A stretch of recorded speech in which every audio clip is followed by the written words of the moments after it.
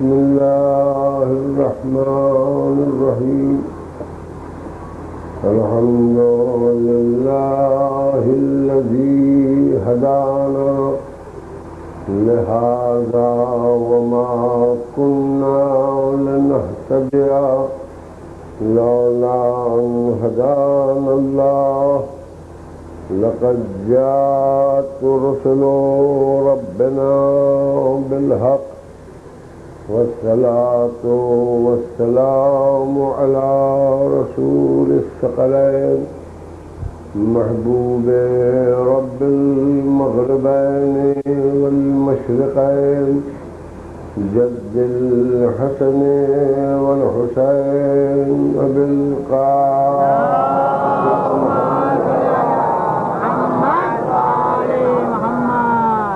وأهل بيته الطيبين الطاهرين المعصومين لعنة الله على أعدائهم أجمعين من يومنا هذا إلى يوم الدين. أما بعد فقد قال رسول الله صلى الله عليه وآله وسلم إني تارك فيكم الثقلين كتاب الله وعترتي صلوات محمد وآل محمد. برادران ملت، سرور کائنات، ختمی مرتبت جناب محمد مصطفیٰ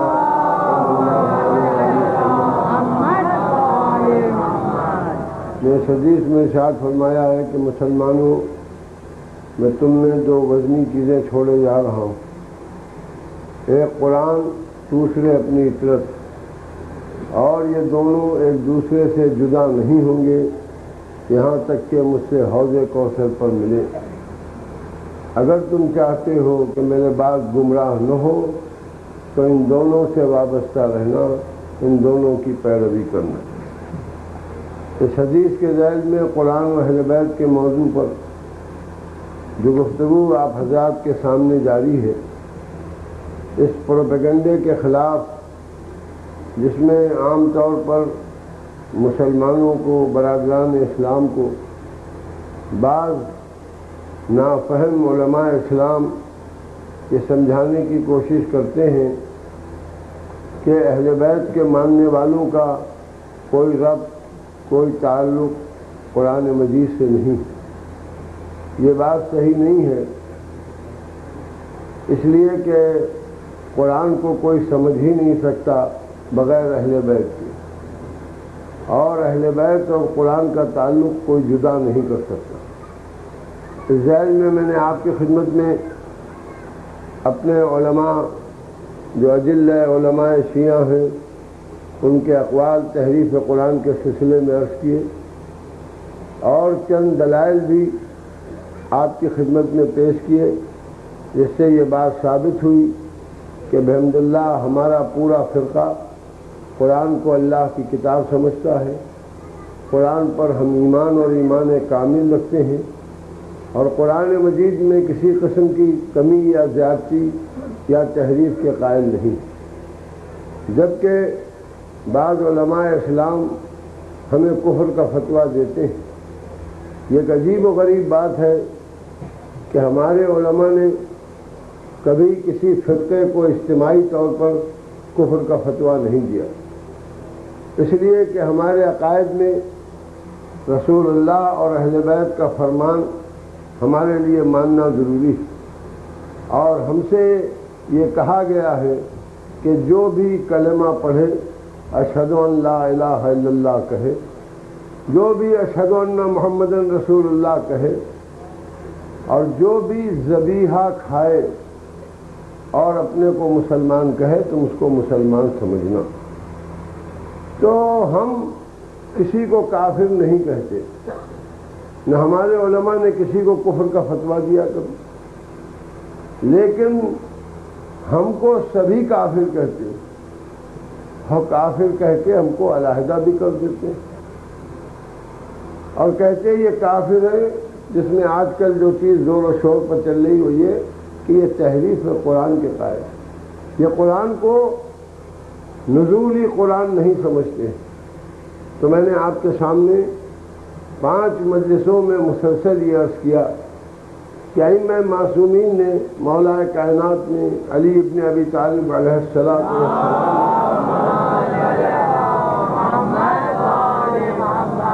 قرآن کی عظمت اور وقار اور قرآن کا احترام کتنا فرمایا۔ آج سے میں نے آپ کے سامنے یہ وعدہ کیا تھا اور وعدہ پورا کروں گا، صرف ایک ٹکڑا رہ گیا ہے، وہ میں آپ کے سامنے عرض کر دوں کہ ہمارے ہاں قرآن کے سلسلے میں علم قرآن تو خود ایک موضوع ہے اپنی جگہ پر ائمہ معصومین سے، لیکن ایک موضوع آداب قرآن بھی اور ایک موضوع فضائل قرآن بھی۔ آداب قرآن میں یہ ہے کہ قرآن کو بغیر وضو نہیں چھونا چاہیے، اس لیے کہ سورہ واقعہ میں اللہ نے فرمایا کہ دیکھو اس کو چھو نہیں جب تک کہ پاک نہ، وَلَا يَمَسُّهُ إِلَّا الْمُطَهَّرُونَ، یہ قرآن کی آیت ہے سورہ واقعہ میں، چھونا نہیں جب تک کہ پاک نہ۔ تو طہارت، قرآن کو چھونے کے لیے طہارت ہمارے یہاں ضروری ہے، اور طہارت بھی 2 قسم کی ہے، ایک ہے ازالہ نجاست اور ایک ہے وضو۔ 2 طہارتوں میں فرق ہے۔ جس طرح سے ہم خالی طہارت سے نماز نہیں پڑھ سکتے بغیر وضو کے، اسی طریقے سے ہم خالی طہارت سے قرآن نہیں چھو سکتے بغیر وضو۔ حکم شدید ہے کہ باوضو قرآن کو پڑھنا اور باوضو قرآن کو چھونا۔ اور فضائل میں قرآن مجید کے یہ ارشاد فرمایا گیا ہے کہ دیکھو روزانہ قرآن مجید کی تلاوت ضرور کرنا، ولو وہ ایک سورہ ہی صحیح، لیکن کوئی دن تمہارا تلاوت قرآن سے ناغہ نہ ہونے پائے۔ دوسرے یہ ارشاد فرمایا کہ اپنے بچوں کو قرآن مجید کی تعلیم دینا، یعنی ہمارے یہاں خالی خود ہی قرآن پڑھ لینا کافی نہیں ہے، بلکہ بچوں کو قرآن کی تعلیم دینا بھی ضروری قرار دیا گیا، اور اس کا جو ثواب مولا کائنات نے فرمایا ہے، فرماتے جو شخص بھی کسی کو قرآن مجید کی تعلیم دیتا ہے، قرآن مجید پڑھنا سکھاتا ہے، قرآن کسی کو پڑھاتا ہے، تو ایک آیت کے پڑھانے میں 10,000 حجوں کا ثواب ملتا ہے۔ صلوات دیتے محمد،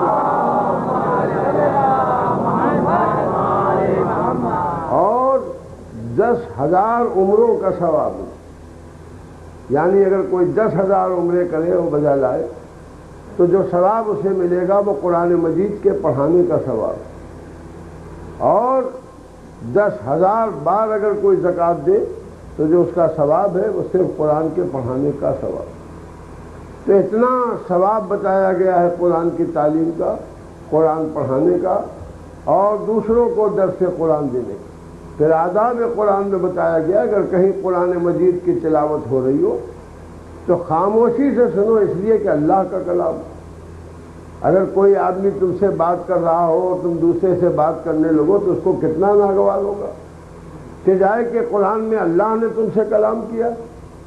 لہذا جب اللہ کا کلام سنایا جا رہا ہو تو نہایت ادب اور قاعدے اور احترام کے ساتھ قرآن مجید کو سننا، یعنی طہارت کی بھی شرط لگائی ہے اور ادب اور احترام کی بھی شرط لگائی ہے۔ یہ ہے ہمارے ہاں قرآن مجید کا تصور۔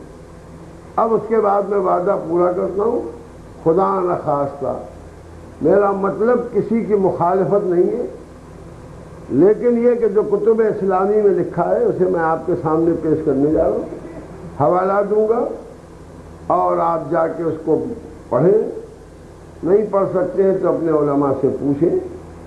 مقصد کسی کی منقصد نہیں ہے، کسی کی برائی نہیں ہے، صرف جب آپ یہ سن چکے کہ تحریف قرآن کا قائل کافر ہے، یعنی ہم سب کافر ہیں، تو ہم نے تو اعلان کر دیا کہ ہم تحریف قرآن کے قائل نہیں، ہمارے علماء نے اعلان کر دیا۔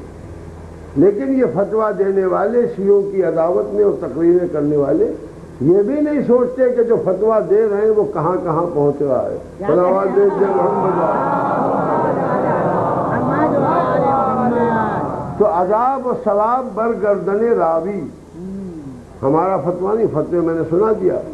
اب آپ ملاحظہ فرمائیں، کتاب الاتقان فی علم القرآن، علامہ سیوطی کی دوسری جلد کے صفحہ 25 پر تحریر ہے کہ جناب عبداللہ ابن عمر یعنی خلیفہ دیوم کے فرزند کہتے کہ ذہب القرآن کثیرا، یعنی قرآن کا بڑا حصہ قرآن سے نکال دیا گیا۔ صلوات محمد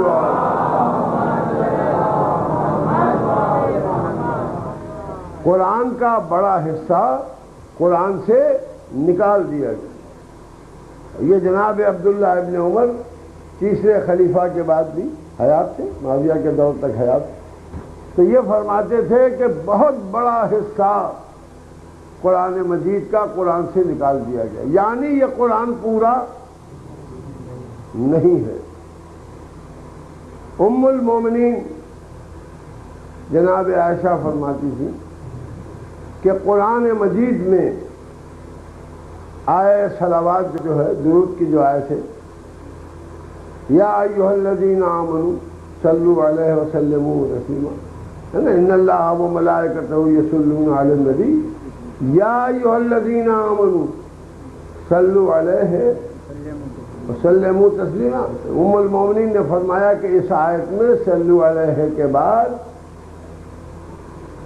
الذین یصلون فی صفوف الاول بھی تھا، یعنی رسول کے ساتھ ان پر بھی صلوات بھیجو جو رسول کے ساتھ جماعت میں پہلی صفوں میں نماز پڑھتے تھے، یہ کم کر دیا گیا ہے۔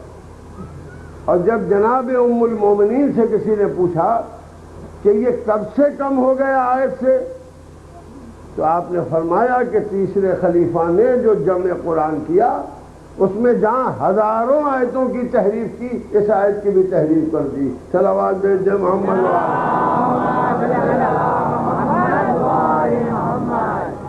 توجہ فرمائی آپ نے، انشاءاللہ گفتگو بعد میں ہوگی، پہلے آپ سن لیں۔ اور قرآن لکھنے کا ام المومنین نے حکم دیا اپنے غلام کو کہ تم قرآن لکھو، اور جب صلاۃ الوسطیٰ پر پہنچنا تو مجھ سے پوچھ لینا۔ غلام نے کہا میں کہ صلاۃ الوسطیٰ تک لکھ لایا، قرآن پہنچ گیا، کہ اس کے بعد صلاۃ الظہر بھی لکھ دو، اس لیے کہ پیغمبر سے میں نے آیت اس طرح سے سنی ہے، اور یہ آیت تیسرے خلیفہ نے قرآن سے نکلوا دی، یہ لفظ نکلوا دیا ہے، لہذا اس کا شامل ہونا ضروری۔ یعنی اس کا مطلب یہ ہے کہ قرآن کے سلسلے میں ایک پوری کانٹروورسی، اور ایک مثال آپ کو سناتا ہوں اور اس کے بعد گفتگو، پھر انشاءاللہ روز دو دو مثالیں۔ صلوات بھیج دے محمد۔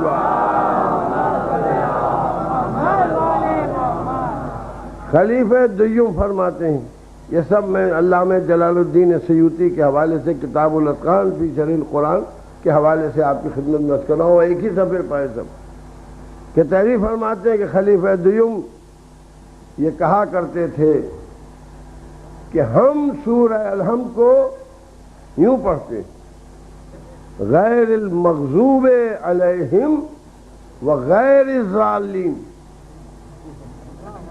توجہ فرمائی آپ نے، یعنی ولا الضالین نہیں، غیر الضالین۔ اور مولا کائنات نے غیر المغضوب علیہم ولا الضالین پڑھا، ہمارے یہاں تواتر سے ثابت ہے، جو ہے وہ پڑھا۔ تو اب آپ یہ فکر فرمائیں کہ قرآن میں وہ کیوں نہیں ہے جو وہ پڑھا کرتے تھے؟ تو دو باتوں سے بات خالی نہیں ہے، یا معاذ اللہ وہ غلط پڑھتے تھے، یا معاذ اللہ غلط جمع کیا گیا، معاذ اللہ کہہ دیا، مجھ پر کیا الزام ہے؟ صلوات بھیج دے محمد والے۔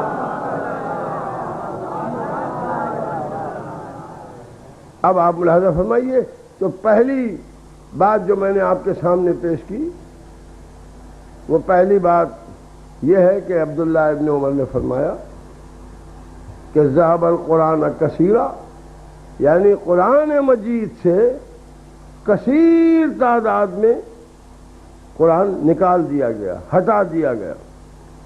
میں تفسیر آپ کے سامنے پوری بیان کر چکا ہوں، ساری تفسیر جمع قرآن کی وہ آپ کے ذہن میں ہوگی۔ اور یہ ایک عجیب و غریب بات کہ جتنی روایتیں تحریف قرآن کی ملیں گی، ان کا الزام نہ کاتبین وحی والے قرآن پر ہے جس میں معاویہ بھی شامل ہے، یاد ہے آپ کو وہ مجلس، اور نہ زید بن ثابت سے جو خلیفہ اول نے قرآن جمع کرایا اس قرآن کے لیے ہے کہ کسی نے اس میں تحریف کی، یعنی نہ کاتبین وحی نے تحریف کی اور نہ زید بن ثابت نے تحریف کی۔ یہ ساری تحریف کی روایتیں اسی قرآن پر ہیں جو آج آپ کے گھر میں ہے، اور یہ بات ظاہر ہے کہ تیسری خلافت کے بعد چوتھی خلافت مولا کائنات علی ابن ابی طالب، تو علی چونکہ ہمارے پہلے امام بھی صلوات بھیجتے تو بآواز بلند بھیجیے محمد۔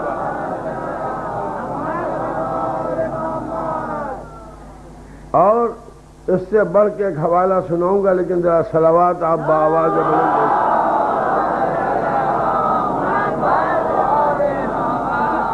ازالۃ الخفا میں محدث دہلوی تحریر فرماتے ہیں، یہ انڈین حوالہ ہے آپ کے سامنے، فارن نہیں ہے، انڈین ہے۔ ازالۃ الخفا میں محدث دہلوی فرماتے ہیں کہ ام المومنین سے کسی نے سبب قتل خلیفہ سیوم پوچھا کہ خلیفہ سیوم کو کیوں قتل کیا گیا، تو ام المومنین جناب عائشہ نے فرمایا کہ انہوں نے قرآن میں اتنی تحریف کی تھی کہ تحریف سبب قتل بنی۔ اب مالک اشتر کو کچھ نہ کہیے گا، صلوات بھیجیے محمد وآلہ۔ ایک اور صلوات ذرا بآواز بلند ساتھ ہو۔ چار حوالے میں نے آپ کی خدمت میں عرض کیے، اور میں تمام برادران اسلامی سے دست ادب جوڑ کے یہ گزارش کروں گا کہ وہ اس مسئلے پر غور کریں کہ آج علماء سے پوچھیں کہ یہ قرآن محرف ہے کہ نہیں ہے، یعنی قرآن مجید میں تحریف ہوئی ہے کہ نہیں۔ اپنے عالم دین سے پوچھیں، جو بھی پیش نماز ہے اس سے پوچھیں کہ یہ جو قرآن ہمارے پاس ہے یہ محرف ہے، تحریف شدہ ہے، اس میں تحریف ہوئی ہے؟ اور جواب پہلے سن لیں۔ اگر وہ کہیں ہاں تحریف ہوئی ہے تو سیدھا سا سوال پوچھ لیجئے گا، کس نے کی؟ اہل بیت نے کی یا اہل بیت کے ماننے والوں نے کی؟ اور ایک روایت کہ جہاں کسی بھی علی والے نے قرآن مجید میں کوئی تحریف کی ہو پوچھ کے لا دیجئے گا، میں حوالے کی، اور 60 حوالے میں آپ کو دوں گا کہ جس میں اجلہ علماء اہل سنت نے اقرار کیا ہے کہ تیسرے دور میں جو قرآن جمع کیا گیا اس میں تحریف ہوئی، جس میں ذہبہ کثیرہ کی روایت عبداللہ ابن عمر کی میں نے آپ کو سنائی۔ اور جب ان سے کسی نے کہا آپ نے کیسے کہا کہ قرآن سے بہت کچھ نکال دیا گیا ہے، تو کہا تم کیا سمجھتے ہو؟ سورہ احزاب میں کم سے کم 200 آیتیں کم کر دی گئیں۔ سورہ احزاب سورہ بقر سے بڑا تھا، اب گھٹ کے اتنا سا سورہ رہ گیا ہے۔ ویسے ہمارے لیے بڑی خوشی کی بات، اس لیے کہ آئے تطہیر بھی اسی سورے میں ہے، صلوات بھیجیں محمد و آل محمد، اسی سورے میں آپ نے ملاحظہ فرمایا۔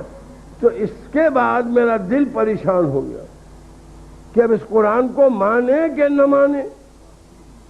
خدا کہتا ہے ہم اس کے محافظ ہیں، امت کہتی ہوا کرے اللہ محافظ، کم کرنے والوں نے قرآن میں کمی کر دی، سوروں سے آیتیں نکال دی اور بڑی تعداد میں قرآن مجید سے آیتیں نکال دی۔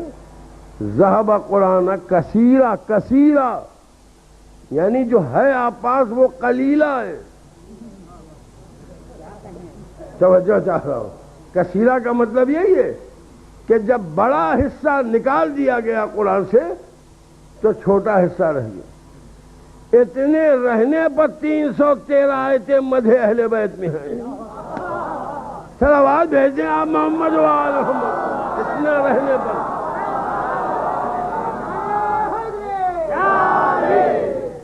آپ ملاحظہ فرمائیے۔ تو گزارش صرف یہ ہے کہ تحریف قرآن یعنی قرآن مجید کے سلسلے میں یہ بیانات کس بات کی شہادت دیتے ہیں، یہ آپ سے غور۔ یہ علی کا مسئلہ نہیں ہے کہ آپ سمجھے ہم محبت علی میں کہہ رہے ہیں، یہ اہل بیت کا مسئلہ نہیں ہے کہ آپ سمجھے ہم محبت اہل بیت میں کہہ رہے ہیں، یہ جناب قرآن کا مسئلہ ہے۔ اگر قرآن ہی پر ایمان نہ ہوگا تو نہ اللہ پر رہے گا اور نہ رسول پر رہے گا، اور یہ ساری تحریف تیسری خلافت تک بتائی جاتی۔ اس کے بعد سے پھر تحریف کی کوئی روایت کسی کتاب میں فراہم نہیں ہوتی کہ آگے بڑھ کے کسی نے تحریف کر دی۔ قرآن پر تیر چلانے کی ہے، جلانے کی ہے، تحریف کی کوئی روایت نہیں ہے۔ اس کا مطلب یہ ہے کہ جو کچھ بدلا گیا قرآن ان روایتوں کے تحت باقاعدہ اصحاب کرام، وہ ہے تحریف قرآن۔ لہذا اسلام کے 73 فرقوں میں سوائے شیعہ اثنا عشری فرقے کے کہ جو تحریف کا قائل نہیں ہے، کسی کے نزدیک قرآن مکمل ہی نہیں ہے۔ لہذا ہم چونکہ مکمل سمجھتے ہیں اس لیے ہم اس قرآن سے دلیل قائم کر سکتے ہیں، اور آپ جب کب کوئی دلیل ہمارے خلاف لائیں گے تو ہم کہیں گے ممکن ہے اس میں ہو۔ صلوات بھیجیں محمد و آل محمد، ممکن ہے اس میں۔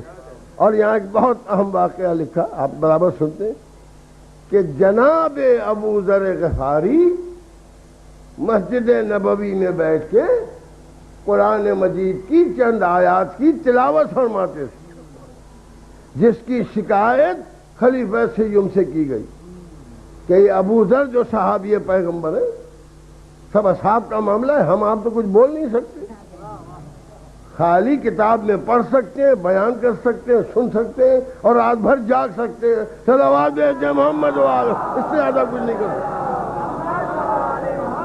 ہمارے آپ کے بس میں کیا ہے؟ 1400 برس بعد کے مسلمان ہم کیا بول سکتے ہیں اس مسئلے میں؟ لیکن مسئلہ یہ ہے کہ ابو ذر غفاری چند آیات تھیں جو جمع دولت کے خلاف قرآن میں اور جمع سرمایہ کے خلاف قرآن میں، ان کو بیٹھ کے زور زور مسجد میں پڑھا کرتے، تو اس کی شکایت خلیفہ سیوم سے کی گئی۔ عمر ابو النصر نے لکھا کہ جا کے لوگوں نے کہا کہ ابو ذر یہ آیتیں ہر وقت پڑھ رہے ہیں، تو ابو ذر کو بلایا، خلیفہ وقت سے بلایا، کہ صحابی رسول آپ یہ آیتیں کیوں پڑھتے ہیں؟ تو کہا کیا یہ آیتیں قرآن میں نہیں ہیں؟ کہا ہے، تو کہا اس کا مطلب یہ آپ ہم کو قرآن پڑھنے سے روکتے ہیں؟ توجہ فرمائیے گا میری بات پر۔ وہ کہا نہیں نہیں، ہم قرآن پڑھنے سے نہیں روکتے، قرآن تو بہت ہے، کچھ اور پڑھیے۔ ان کا بھائی کچھ اور تو جب پڑھے جب یہ آیت نہ ہو۔ کہ مگر آپ یہی آیتیں کیوں پڑھتے ہیں؟ کہ آپ ان آیتوں کو پڑھنے سے ہمیں روکتے کیوں ہیں؟ اتنا ہی واقعہ ہے۔ اور اس کے بعد ابو ذر کو مارا پیٹا گیا۔ خیر وہ سب چھوڑیے باتیں، اس میں اختلاف بڑھے گا۔ کیونکہ مسلمانوں کے سامنے یہ بیان کرتے اچھا نہیں لگتا کہ صحابی کو مارے. صلوات بھیجے محمد و آل محمد.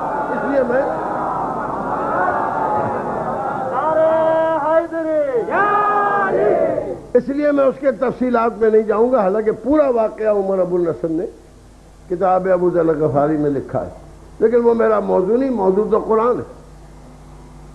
اب جو میں نے تحریف قرآن کی روایتیں پڑھیں اور خلیفہ دیوم کے بیٹے کو یہ کہتے سنا کہ کثیر قرآن نکال دیا گیا ہے قرآن سے، اور خلیفہ اول کو یہ کہتے سنا دیوم کو کہ ہم غیر المغضوب علیہم و غیر الضالین پڑھتے تھے اور قرآن میں ہم نے ولا الضالین لکھے دیکھا. توجہ فرمائیے گا. تو ہمارے کان کھڑے ہوئے کہ کچھ ہو گیا ہو یا نہ ہو گیا ہو، کچھ کرنے کی کوشش ضرور کی گئی. صلوات بھیجے محمد و آل محمد. اور وہ پریشانی جو ہمارے ذہن میں تھی کہ زید بن ثابت کے پورے قرآن لکھ دینے کے بعد، توجہ فرمائیے گا، خلیفہ سیوم نے پھر سے قرآن کیوں جمع کرایا. ایک ذہنی پریشانی و خوف تھی کہ بھئی جب خلیفہ اول کی فرمائش پر، دیوم کی فرمائش پر، خلیفہ اول کے حکم پر زید بن ثابت نے چمڑے پر، ہڈیوں پر، پتوں پر، کاغذ پر لکھ دیا قرآن، اور وہ قرآن موجود تھا اور اس کے نقول دور دور تک بھجوا بھی دیے گئے تھے، تو پھر سے جمع کرنے کی ضرورت کیا تھی؟ توجہ فرمائی آپ نے میری بات. کیوں جمع کیا گیا؟ اچھا اگر جمع بھی کیا گیا تھا تو اس قرآن کو مٹایا کیوں گیا؟ سرکے سے دھویا کیوں گیا؟ کاغذ و پتے جلائے کیوں گئے؟ ہڈیوں پر اور چمڑوں پر سے مٹایا کیوں گیا؟ اور اس اہتمام سے کہ جمع کر کر کے مٹایا گیا. تو اب قانون شہادت یہ کہتا ہے کہ اگر دونوں قرآن ایک تھے تو دونوں چلتے حرج کیا تھا، اور اگر فرق نہیں کیا گیا تھا تو پچھلے کو مٹایا کیوں گیا، پچھلے کو دھویا کیوں گیا؟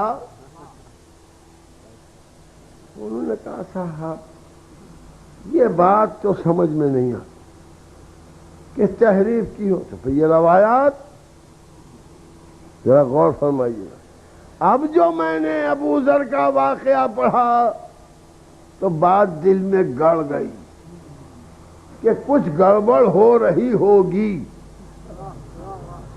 قرآن میں کچھ الٹ پھیر کیا جا رہا ہوگا، کچھ آیتیں گھٹائی جا رہی ہوں گی. تو ابو ذر نے جن آیتوں کے لیے خطرہ تھا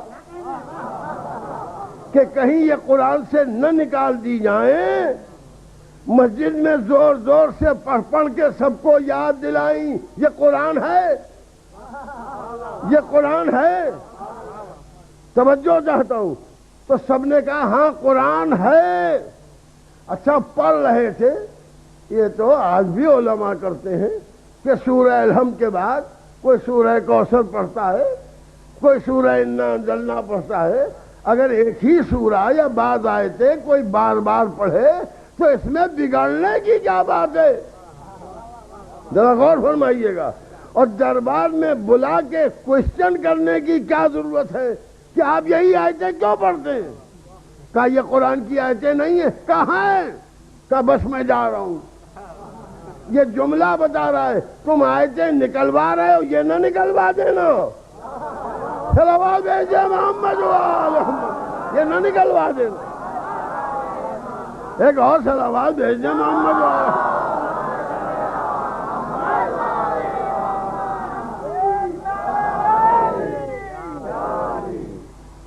اب میری منزل آ گئی. عمر ابو النصر لکھتا ہے کہ جب جناب ابو ذر غفاری نے یہ پوچھا کہ آخر یہ آیتیں پڑھنے کے لیے ممانعت کیوں ہے؟ جواب سنیے گا۔ تو فرمایا کہ ان آیتوں سے ہمارے خلاف امت میں غلط اثر پڑ رہا ہے۔ اب یہاں میں پریشان ہو گیا، اس لیے کہ کوئی الزام لگاتا تو میں گلا پکڑ لیتا، لیکن جب خود فرما رہے ہیں کہ ان آیتوں سے ہمارے خلاف اثرات پیدا ہو رہے ہیں، تو یہ خود دلیل ہے کہ وہ وقت آ گیا کہ مسلمان قرآن کے خلاف عمل کرنے لگا، اور صرف یہی نہیں کہ عمل کرنے لگا، ان آیتوں کو پڑھنے سے روکنے لگا۔ توجہ چاہتا ہوں، نکل جاتی ہیں آیتیں، ابو ذر نے کہا ہم پڑھے جائیں گے اور یہی پڑھے جائیں گے، کہ آپ کو یہ نہیں پڑھنے دیں گے، کہ ہم یہی پڑھیں گے۔ بھئی اصحاب میں زدم زدہ اچھی نہیں لگتی، ان کی ضد کہ ہم یہ آیتیں پڑھنا چھوڑیں گے نہیں، اور ان کی ضد کہ ہم پڑھنے دیں گے نہیں۔ توجہ ہوگا، اچھا ان کو نکال دو مدینے سے۔ ابو ذر خوشی خوشی چلے گئے مدینے سے چلے گئے ابو ذر، آیت پڑھنا نہیں چھوڑی، بتا دیا ہم گھر چھوڑ سکتے ہیں، قرآن نہیں چھوڑ سکتے۔ میں کچھ کہہ گیا، صلوات بھیجے محمد وال۔ اب وہ تیسری بات آپ ملاحظہ فرمائیں جس میں یہ ارشاد ہوا کہ سبب قتل تحریف قرآن، ام المومنین فرمائیں، اور ازالت الخوا میں جناب محدث دہلوی لکھ رہے کہ انہوں نے سبب قتل ہی تحریف قرآن قرار دیا۔ اتنا قرآن بدلا، اتنا قرآن بدلا، اتنا قرآن بدلا کہ امت نے خفا ہو کے قتل کر دیا۔ اب یہ پرانی باتیں ہیں، ہمیں اس میں کہاں پڑھنا ہے کنٹروورسی میں، بہت منزلیں ہیں لیکن بیان نہیں کروں گا، میں تو صرف موضوع کے دائرے میں رہنا چاہتا ہوں۔ اب آپ آج فیصلہ کریں کہ سبب قتل تحریف قرآن تھا، تو قتل تو ثابت ہے، لیکن جب سبب قتل تحریف قرآن تھا تو اس کا مطلب یہ ہے کہ امت نے یا امت کے بعض لوگوں نے اس بنیاد پر قتل کیا کہ قرآن بدلا۔ توجہ چاہ رہا ہوں، اور اہل بیت کو اس سزا میں قتل کیا کہ قرآن بدلنے نہیں دیتے۔ صلوات بھیجے محمد وآل محمد۔ ایک اور صلوات بھیجے آپ محمد وآل۔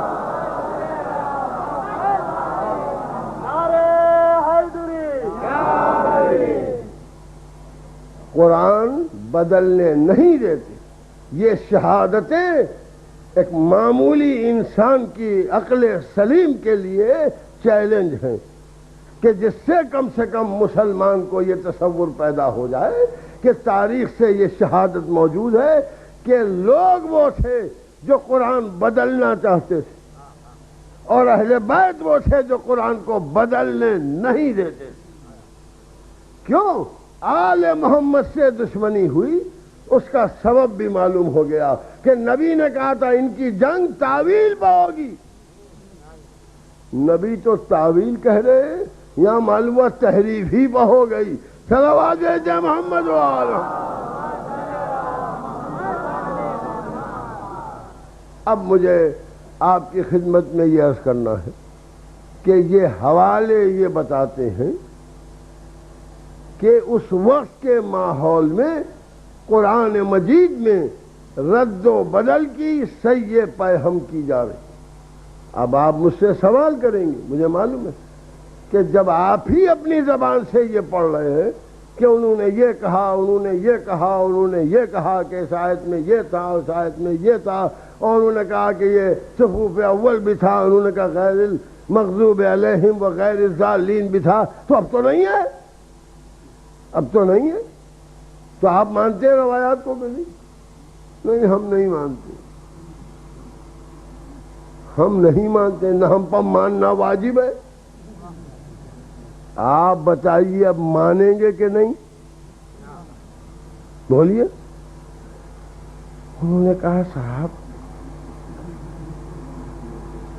ام المومنین فرما رہی ہیں، کیسے نہ مانیں گے؟ مگر دوسری مشکل یہ کہ جن کے لیے فرما رہی ہیں ان کو بھی مانتے۔ تیسرا مسئلہ یہ ہے کہ خدا بیچ میں بیٹھا ہوا ہے، لہو لحافظون، ہم اس کی حفاظت کرنے والے ہیں۔ تو یہ کیسے بچا قرآن؟ اب ہم کیا پڑھیں؟ ہم پوچھ رہے ہیں علماء اہل سنت سے پوچھیں کہ ہم سورہ الحمد میں غیر المغضوب علیہم ولا الضالین پڑھیں یا غیر المغضوب علیہم غیر الضالین پڑھیں؟ کیا پڑھیں؟ جواب لا کے دیجیے۔ بہت ہم کو کافر بنا کے گئے بڑے بڑے فلسفی۔ سورہ الحمد کیا پڑھیں پوچھ کے آئیے، اور یہ پوچھیے آپ کیا پڑھتے ہیں؟ کہ ہم تو غیر المغضوب علیہم ولا الضالین پڑھتے ہیں۔ کیوں نہیں خلیفہ دیوم کی پیروی کرتے؟ وہ غیر المغضوب علیہم غیر الضالین پڑھتے تھے، آپ ولا الضالین پڑھتے ہیں۔ آپ کیا پڑھتے ہیں؟ ہم بھی ولا الضالین پڑھتے ہیں۔ کیوں پڑھتے ہیں؟ رسول اللہ نے ولا الضالین پڑھا، علی نے ولا الضالین پڑھا، حسنین نے ولا الضالین پڑھا، ہمارے سب اماموں میں ولا الضالین پڑھا۔ تو جب ہمارے امام ولا الضالین پڑھے اور وہی قرآن میں ہے، آپ بتائیے کہ ٹھیک ہے وہ اچھے پڑھتے تھے اور ان تو نہیں پڑھا۔ دیکھیے میری بھی منزل بہت آگے، تو آپ ہاتھ کیوں باندھتے ہیں؟ ہاتھ کیوں باندھے؟ رسول اللہ نے باندھے؟ نہیں باندھے۔ پہلے خلیفہ نے باندھے؟ نہیں باندھے۔ کس کے حکم سے باندھتے؟ کیونکہ جب خلیفہ دیوم کے زمانے میں ایرانی گرفتار ہو کے آئے تو وہ دربار میں ہاتھ باندھے کھڑے تھے، تو خلیفہ دیوم نے پوچھا تم لوگ ہاتھ کیوں باندھے ہو؟ کہ ہمارا دستور ہے کہ جب کسی حاکم یا بزرگ کے سامنے جاتے ہیں تو ادباً ہاتھ باندھ لیتے ہیں۔ تو کہا بڑا اچھا دستور ہے، لہٰذا اب نماز میں ہاتھ باندھا کرو۔ تو جب ہاتھ باندھیے تو غیر الضالین بھی پڑھیے۔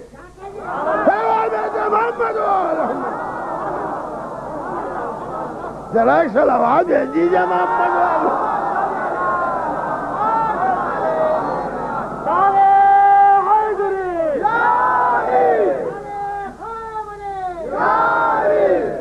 اگر نماز میں خلیفہ دیوم کی پیروی واجب ہے، ارے ہاتھ واد میں کیا رکھا ہے؟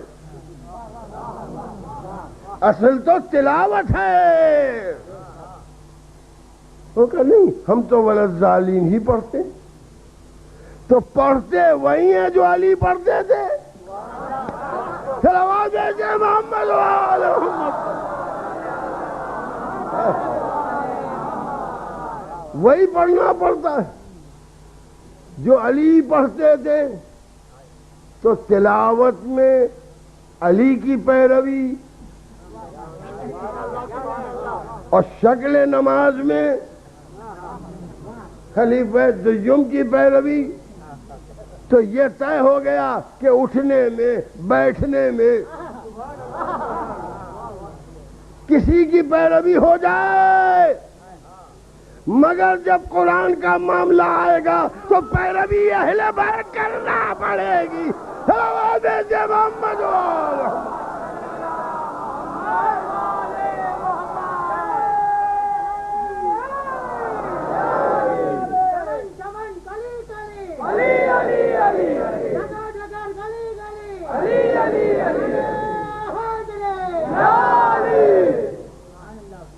قرآن وہی پڑھے گا مسلمان جو علی نے پڑھا.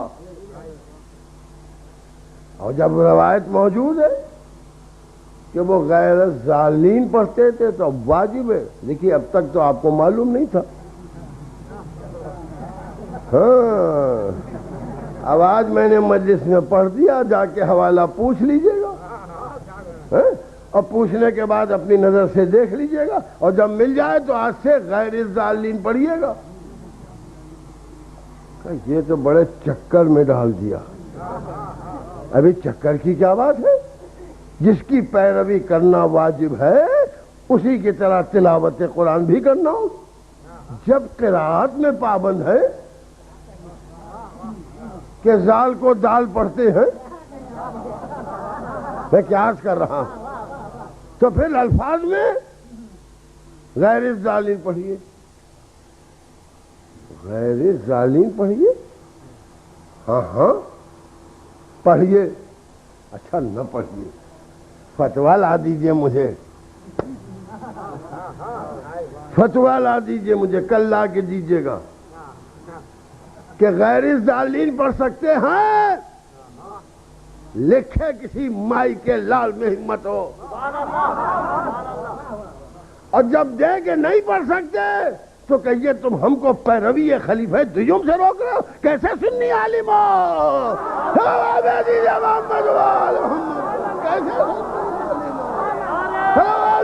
محمد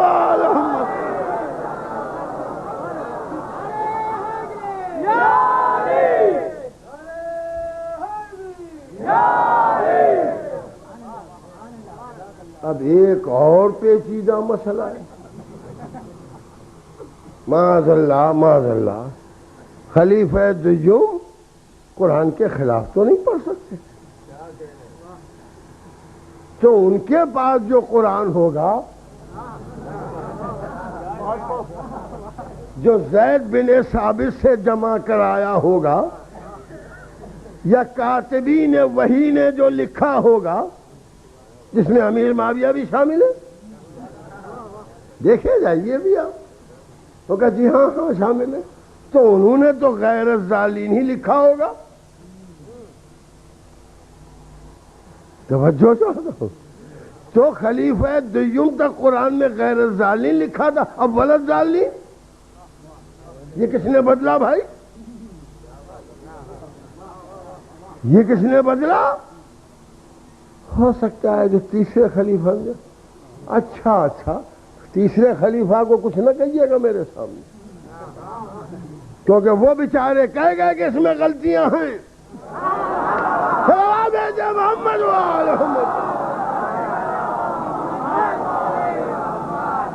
وہ کہہ گئے کہ غلطیاں ہیں جنہیں میرے بعد عرب ٹھیک کر لیں گے. اب میں عربوں کے پیچھے پڑتا ہوں کہ عربوں نے کیوں نہیں ٹھیک کیا. اب دیکھیے دوسری مشکل آ گئی. مصر سے چھپے قرآن تو ولد ضالین, سعودی عرب سے چھپے تو ولد ضالین, وہابی چھپوائے تو ولد ضالین. ان کا صاحب یہ تو بڑی مشکل ہے, سب ولد ضالین چھاپے. تو اگر ولد ضالین تھا تو کیا معاذ خلیفہ دو قرآن غلط پڑھتے ہیں؟ ارے غیر ضالین ہوگا, یہ والی پڑھتے تھے ولد ضالین, تو اس کا مطلب یہ جو علی پڑھتے تھے وہ لکھا نہیں تھا, جو لکھا تھا وہ علی نہیں پڑھتے تھے. یہ تو تیسری منزل پھنسا دی. اب وہ چوتھے, اب اور پریشانی. ہم چاہتے سب کو سنبھال لیں, سب سنبھلتے ہی نہیں. ایک کو سہارا دو دوسرا نکلا جاتا ہے, دوسرے کو سہارا دو تیسرا نکلا. محمد ہم کیا کریں؟ صلوات بھیجے محمد.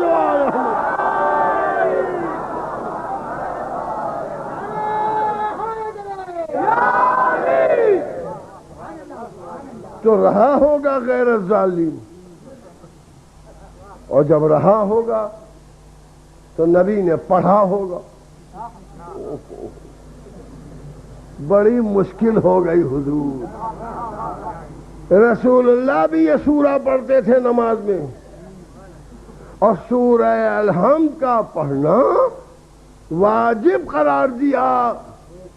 اس کے بعد چاہے سورہ بقر پڑھو، چاہے سورہ کوثر پڑھو، لیکن یہ ضرور پڑھو۔ اور بیس کے پڑھے نماز ہوتی نہیں، اور اسی میں جھگڑا۔ میں کیا کہہ رہا ہوں؟ تو جو نماز پڑھنے والے تھے انہوں نے کیا سنا؟ اور جماعت میں قیامت یہ ہے کہ سورہ الحمد میں رسول نے کہا پن ڈراپ سائلنس ہو،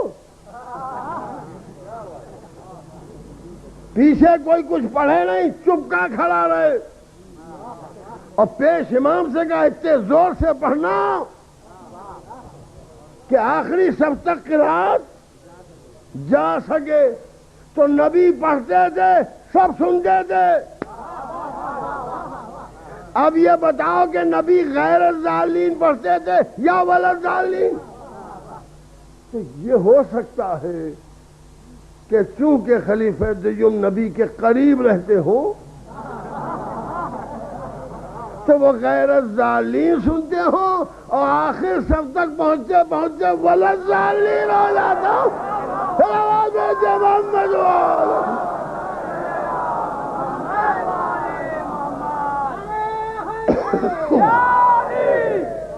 اب بتائیے، میں واللہ بہت پریشان، کسی کے شان میں گستاخی کر نہیں سکتا۔ ہماری زبان وہ نہیں ہے جو بولی جاتی ہے، یہ سیاہ سے، یہ سیاہ ویسے، یہ کالے کپڑے پہنے جہنم، ہمیں چھوڑو، توجہ چاہ رہا ہوں۔ ہمیں فکر نہیں آئے، ہم اپنے سہارے جنت جا رہے ہو تو فکر بھی کریں۔ توجہ، ہم محنت کر کے نہیں لے رہے ہیں جنت، ہم تو بھیک مانگ کے لے رہے ہیں۔ محمد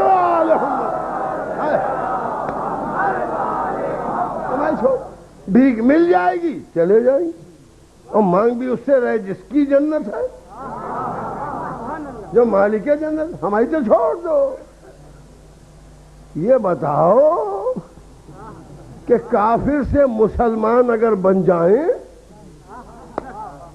اب سنیے، فتویٰ ہے کہ چونکہ شیعہ تحریف قرآن کے قائل ہیں لہذا کافر ہیں۔ ہم توبہ کرتے ہیں اپنے کفر سے، ہم کو مسلمان بنا لو، مگر کیا پڑھیں؟ غیر الضالین یا ولا الضالین؟ سنیے، اگر غیر الضالین تھا قرآن میں تو ولا الضالین تحریف ہے، اور اگر ولا الضالین صحیح ہے تو غیر الضالین تحریف ہے، اور تحریف کرنے والا کافر ہے۔ صلوات بھیجیے محمد والہم۔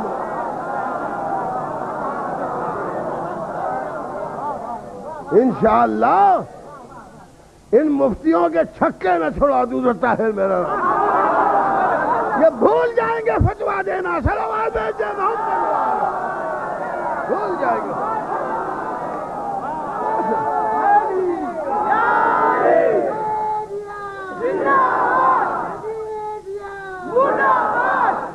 بھائیو جاؤ کہو شیعوں میں ایک کافر مسلمان ہونے کو تیار ہے، نام طاہر جرولی ہے اس کا، مگر وہ ایک ہی سوال پوچھتا ہے کہ غیر الضالین پڑھے کہ ولا الضالین پڑھے۔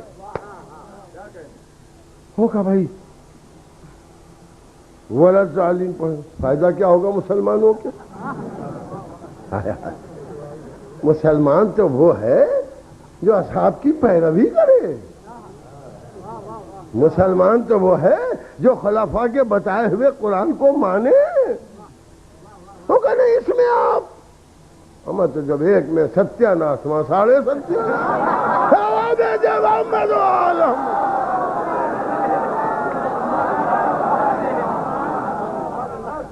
توجہ فرمائیے، کیا پڑھیں؟ غیر الضالین کہ ولا الضالین؟ بھائی قرآن میں تو ولا الضالین چھپا ہے، غلط چھپا ہے۔ آج کمپنی والے زیادہ جانتے، مصر کا پریس زیادہ جانتا ہے؟ عراق والے زیادہ جانتے ہیں کہ وہ جنہوں نے نبی سے ساتھ نماز پڑھی اور جن پر صلوات نازل ہوئی. دیکھیے اب جوڑ سے جوڑ بیٹھا ہے. ام المومنین نے فرمایا کہ یہ صلوات والی جو آیت ہے اس میں والذین یصلون علی صفوف الاول بھی تھا. تو کیا خلیفہ دوم صف اول میں نہیں ہوتے تھے؟ ان پر خدا صلوات بھیجے، تم فتوا دو. ارے ہم نے ان پر فتوا تھوڑی دیا، ہم نے تو آپ پر دیا، مگر ہم نے تحریف قرآن کی نہیں. وہ کہا کہ ہمیں معلوم نہیں تھا تو آئندہ سوچ سمجھ کے فتوے دیجئے گا، کیونکہ جب آپ اسٹرائکر مارتے ہیں گوڑ پر تو اپنی گوڑ بھی دیکھے رہیے گا کہیں پاکٹ میں نہ چلی جائے. صلوات بھیجے محمد وآل محمد.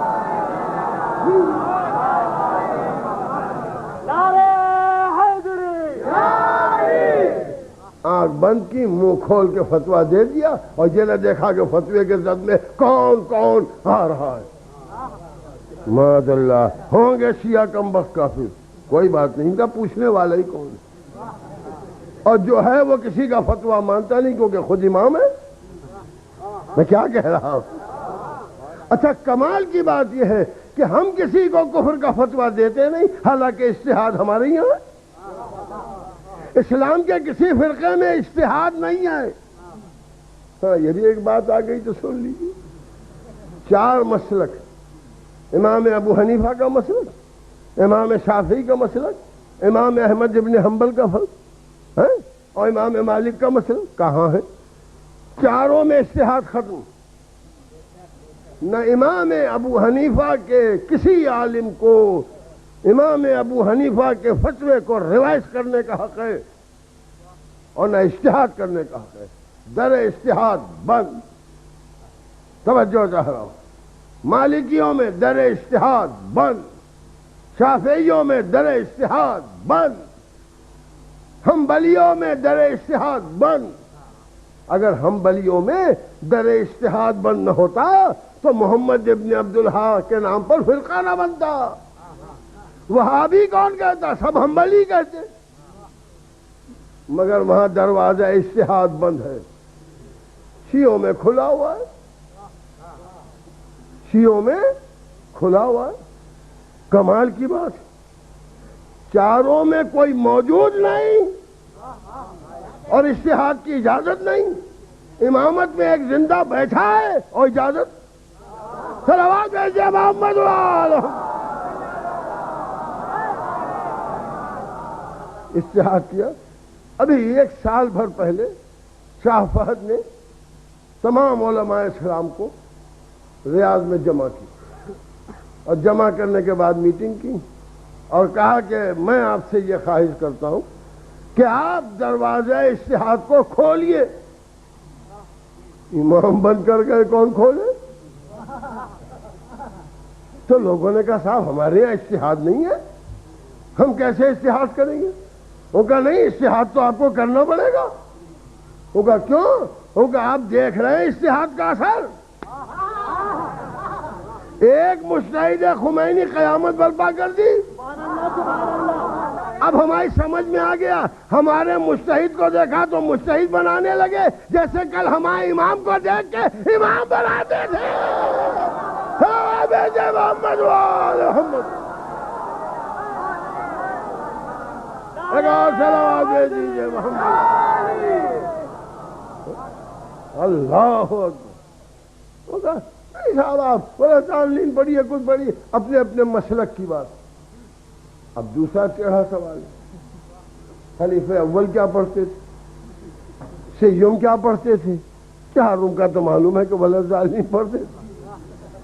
یہ آپ نے کیسے کہہ دیا؟ میں نے نہیں کہا. صحیح بخاری شریف میں کتاب الصلاۃ میں بہت واضح حدیث لکھی ہے کہ انس کہتے ہیں جب علی کے ہاتھ پر بیعت ہوئی اور علی مسجد نبوی میں نماز پڑھانے آئے تو میں نے اصحاب کو یہ کہتے سنا کہ برسوں کے بعد آج ویسی نماز پڑھی جیسی محمد کے پیچھے پڑھتے تھے. محمد وآل محمد.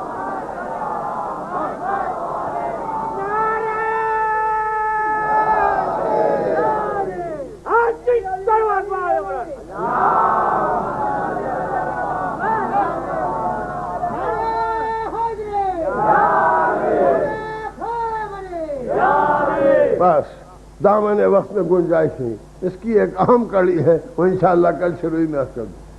اجتہاد بند، اجتہاد بند. اب بڑی مشکل پھنس گئی، فتویٰ بھی تو نہیں دے سکتے. ہم کو کفر کا فتویٰ دینے کا حق کیا ہے؟ آپ مجتہد ہی نہیں ہیں. اور یہاں الحمدللہ مجتہدوں کی کمی نہیں ہے. صلوات بھیجے محمد ذرا غور فرمائیے. وہ کہا بھائی ہم فتویٰ تو نہیں دیتے مگر کیا؟ اچھا اتنا بتا دیجیے کہ امام ابو حنیفہ سے پہلے اجتہاد کی اجازت تھی؟ کہ نہیں، اس وقت کوئی مجتہد تھا ہی نہیں.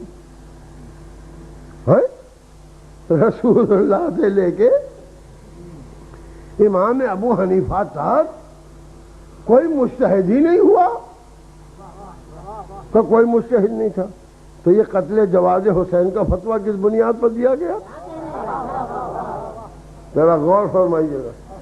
وہ تو یزید نے حاصل کیا تھا. کس سے حاصل کیا؟ علماء سے. کیا فتویٰ؟ انہوں نے لکھا کہ چونکہ حسین یزید کے ہاتھ پر بیعت سے انکار کر رہے ہیں لہذا واجب القتل ہے. اچھا یہ معاملہ ہے کہ جو خلیفۃ المسلمین کے ہاتھ پر بیعت سے انکار کرے وہ واجب القتل ہے. وہ کہ لہذا حسین واجب القتل. یہ یزید پہلا خلیفہ ہے؟ ارے نہیں صاحب، یہ تو بہت بات کا ہے. کس سے خلافت ملی ہے؟ کب؟ باپ سے. کیا باپ کے ہاتھ پر حسین کے باپ نے بیعت کی تھی؟ کہا نہیں. تو وہ واجب القتل کیوں نہیں تھے؟ کیا ان کے بڑے بھائی نے بیعت کی تھی؟ کہا نہیں. تو کیا وہ واجب القتل نہیں تھے؟ نہیں بھائی، ارے وہ تو یزید تھا. ہاں تو بچے رہیے گا، آپ نہ بن جائیے گا. دامن سمیٹے رہیے گا. یعنی بغیر نص قرآنی جو فتویٰ دے وہ یزیدی عالم ہے. آج جو تم ہم کو کافر کہہ رہے ہو، نص قرآن لاؤ، حدیث رسول لاؤ، اور نہیں لاتے ہو تو تم بھی دربار یزید کے عالم ہو گئے. محمد والا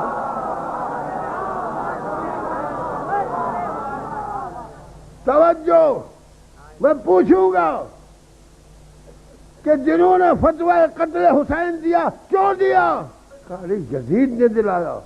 کہے سے دلایا یزید نے؟ کہا پیسے سے. تو آج بھی بڑے پیسے والے یزید ہیں. جب اتنا بتا دیا کہ جنہوں نے حسین کے قتل کا فتویٰ دیا انہوں نے یزید سے رقم لے کے دیا، تو اتنا اور کھل جاؤ کہ تم نے جو ہم کو کافر ہونے کا فتویٰ دیا یہ کس سے پیسہ لے کے دیا؟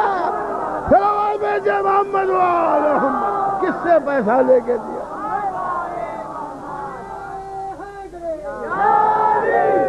ہاں حضور حسین کا قتل ہوا. اللہ جو بیعت نہ کرے اس کا قتل واجب کا واجب. اور جب سید سجاد تیرے سامنے پہنچے دربار میں، فتوے کیا ہو گئے؟ توجہ چاہ رہا ہوں. حسین تو مدینے میں آزاد تھے، ان کا بیٹا تو ہتھکڑیاں پہنے، بیڑیاں پہنے، گلے میں توق پہنے، تیرے دربار میں موجود. مانگ بیعت، تو نہیں مانگوں گا، نہیں مانگوں گا. یزید نے سید الساجدین سے بیعت نہیں مانگی. فتوے کیا ہو گئے؟ مفتیان شرع متین کیا ہو گئے؟ وہ علماء کہاں گئے جنہوں نے حسین کے قتل کا فتویٰ دیا اور سید سجاد کے قتل کا فتویٰ نہ دے سکے؟ جب یزید سے کسی نے کہا کہ کیوں نہیں بیعت مانگتے، کہا کیا کروں؟ کیا دوسری کربلا بناؤں شام میں؟ یزید کی سمجھ میں آ گیا کہ جب امامت سے طلب بیعت ہوگی تو کربلا ہوگی. اما یزید سمجھ گیا تم کیسے یزید ہو کہ تمہاری سمجھ میں نہیں آتا. محمد کیسے یزید؟ اچھا بیعت کی بات تھی تو کاشانے کٹا دیں گے، بیعت نہیں کریں گے. جنازے پامال ہوں گے، بیعت نہیں کریں گے. 3 دن بھوکے رہیں گے، بیعت نہیں کریں گے. پیاسے رہیں گے، بیعت نہیں کریں گے. حسین کے ساتھی کیا سمجھتے تھے، کیا سمجھتے تھے کربلا؟ یہ تو شب عاشور معلوم ہوا جب حسین نے چراغ گل کر دیا. جس کو جانا ہے وہ چلا جا رہا ہے، مگر جب چراغ روشن کیا تو لوگوں کے چہرے چاند کی طرح چمک رہے تھے. حبیب تم نہیں گئے؟ جو ہے تم نہیں گئے. تو کھڑے ہو کے انصاران حسین نے کہا مولا آپ کیا فرما رہے ہیں؟ آپ امام وقت ہیں، آپ کو چھوڑ کے ہم جا کیسے سکتے؟ ہم نہیں جا سکتے. 70 مرتبہ مارے جائیں، ہماری لاشیں جلائی جائیں، ہماری خاک فضا میں منتشر کر دی جائے اور پھر اللہ ہمیں پیدا کرے تو انہی قدموں میں رہیں گے.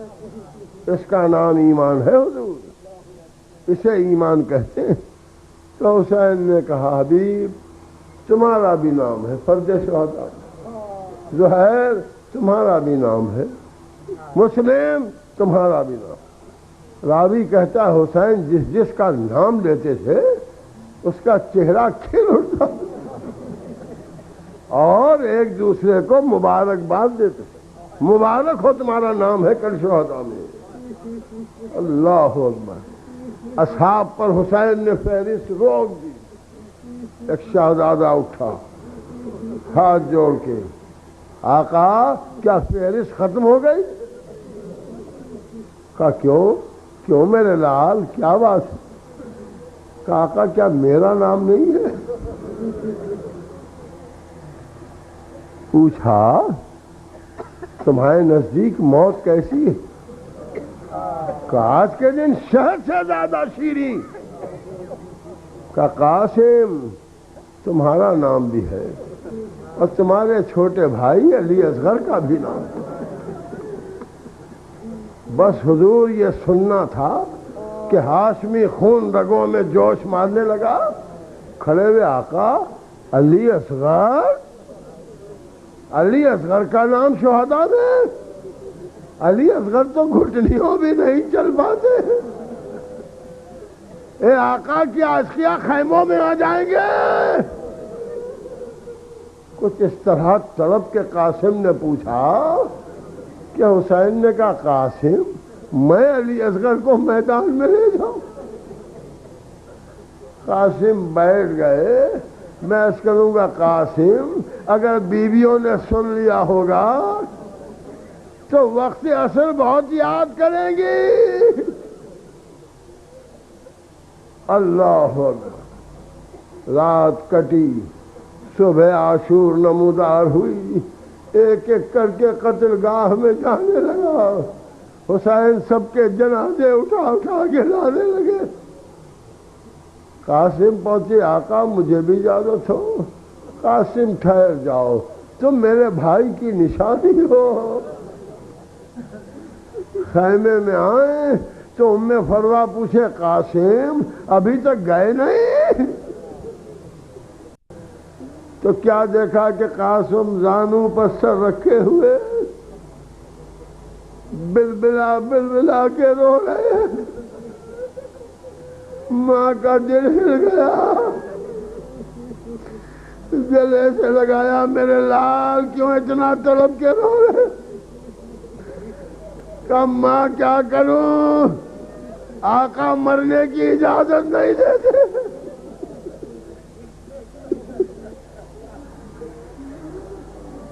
کیا قاسم باپ کی وصیت یاد ہے؟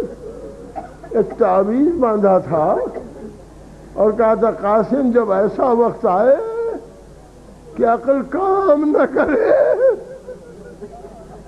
تو میرا تعویذ کھول کے پڑھ لینا۔ کہاں ماں یاد آیا، تعویذ کھولا، سمجھے کوئی دعا لکھی ہوگی، کوئی نقش ہوگا، آیات قرآنی ہوگی، مگر اب جو تعویذ کھولا تو کچھ نہ تھا، ایک چھوٹا سا خط تھا، بھائی کا خط بھائی کے نام لکھا تھا، بھیا حسین جب کربلا میں قربانیاں پیش ہوں گی میں نہیں ہوں گا، اے میرے بھائی حسین قاسم کو میری طرف سے اللہ کی بارگاہ میں پیش کر دے۔ جزاکم ربکم لکھا ہے کہ قاسم یا تو رو رہے تھے یا خوش ہو گئے۔ خدمت امام میں آئے، سلام کیا، کہ قاسم پھر آ گئے؟ میں کہہ رہا ہوں تم میرے بھائی کی یادگار ہو، ٹھہر جاؤ۔ کہ آقا کچھ کہنے نہیں آیا۔ کہ پھر کیا ہے؟ کہ ایک امانت لایا۔ کہ کیا امانت ہے؟ خط بڑھا دیا۔ اب جو حسین نے بھائی حسن کی تحریر دیکھی تو اتنا روئے کہ زمین آنسوؤں سے تر ہو گئی۔ قاسم کو گلے سے لگایا، میرے لال تم نے مجھے مجبور کر دیا۔ آواز دی، بھیا عباس آؤ، علی اکبر آؤ، قاسم رن کو جا رہے ہیں۔ علی اکبر نے رکاب تھامی، عباس نے بازو پکڑا، قاسم کو گھوڑے پر سوار کیا۔ قاسم میدان کربلا کی طرف چلے، ام فروا در خیمہ پر آ گئی۔ میدان دکھائی نہیں دیتا، مگر فضا قریب آئی، بی بی مبارک ہو۔ کہ کیا ہے فضا؟ کہ آپ کا فرزند خوب لڑ رہا ہے۔ کہ تم نے کیسے جانا؟ کہ سنیے عباس تعریفیں کر رہے، عباس مرحبا کہہ رہے ہیں، حسین مرحبا کہہ رہے ہیں۔ خیمے میں چلی گئی، شکر کا سجدہ کیا۔ ازرق شامی کے چاروں بیٹوں کو جب قاسم نے واصل جہنم کیا تو بل کھاتا ہوا سامنے آیا۔